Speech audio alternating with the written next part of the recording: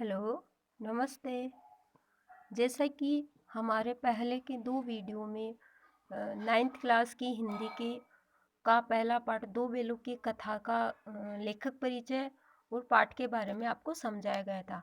आज हम पढ़ रहे हैं दूसरा पाठ जिसका नाम है ला ल्हासा की ओर और उसको लिखने वाले हैं राहुल सांकृत्यायन।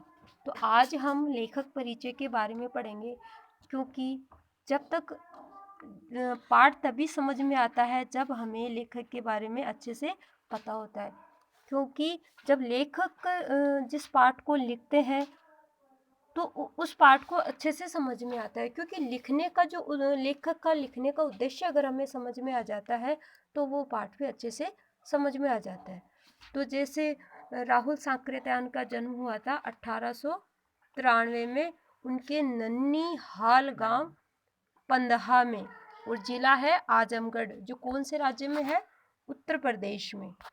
उनका उनका जन्म कहाँ हुआ था? उनके ननिहाल। ननिहाल जैसा आप जानते हो ननिहाल क्या होता है?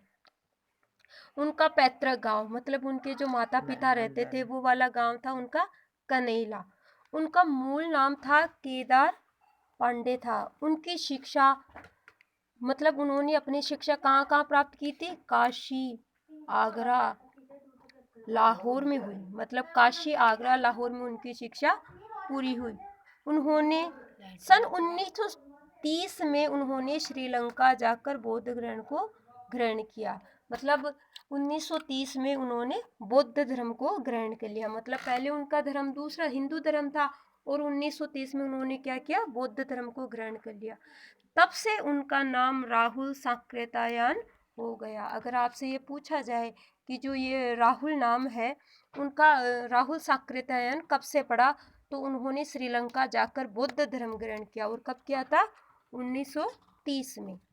राहुल जी पाली, प्राकृत, अपभ्रंश, तिब्बती, चीनी, जापानी, रूसी सहित अनेक भाषाओं के जानकार थे। न केवल उनको केवल हिंदी भाषा आती थी, इसके अलावा पाली, प्राकृत, अपभ्रंश, तिब्बती, चीनी, जापानी, रूसी अनेक भाषाओं के जानकार थे।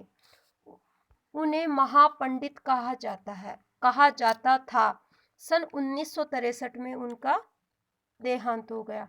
राहुल सांकृत्यायन ने उपन्यास, कहानी, आत्मकथा, यात्रावर्त, जीवनी, आलोचना, शोध आदि अनेक विधाओं में साहित्य सृजन किया।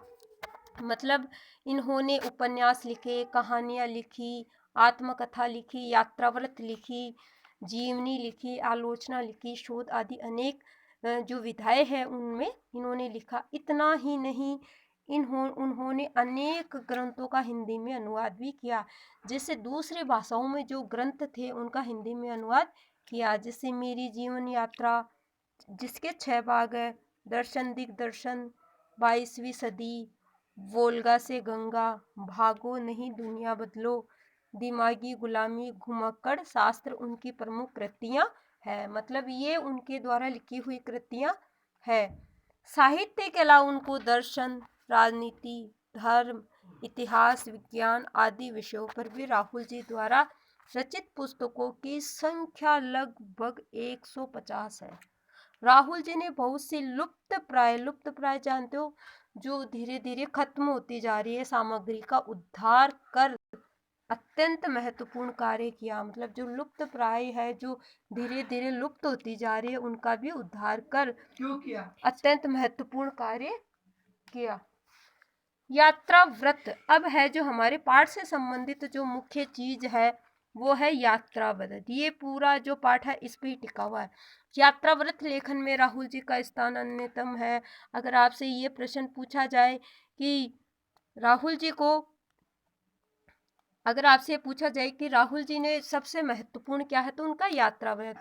और जो ये पाठ है ये भी यात्रा व्रत है।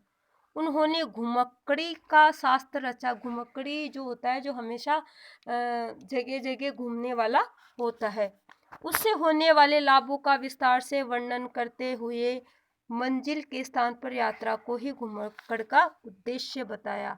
उन्होंने बताया कि विभिन्न जगह पर घूमने से उनसे लाभ होता है, क्योंकि वहाँ की जगह का हमें अनुभव मिलता है।